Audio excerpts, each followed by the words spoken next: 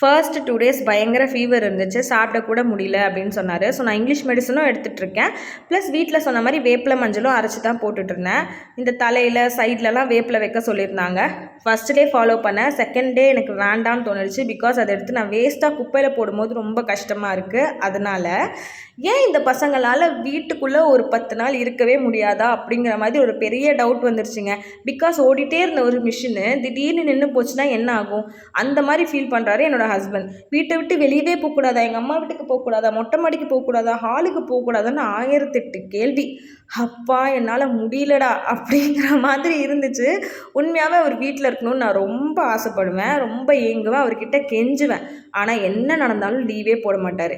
இயற்கையாக இருந்த கொடுத்த இந்த ரெஸ்ட்டை அவரால் எடுத்துக்கவே முடியல. அவ்வளோ டிப்ரெஷனாக ஃபீல் பண்ணுறாரு. அவருக்கு எங்கேயாவது போகணும், எனக்கு எங்கேயாவது விட அப்படின்னு கேட்குறாரு. உங்கள் ஹஸ்பண்டும் உடம்பு சரியில்லைன்னா இப்படி தான் நொய் நொயின்னு பண்ணுவாரான்னு கண்டிப்பாக கீழே கமெண்ட்டில் சொல்லுங்கள்.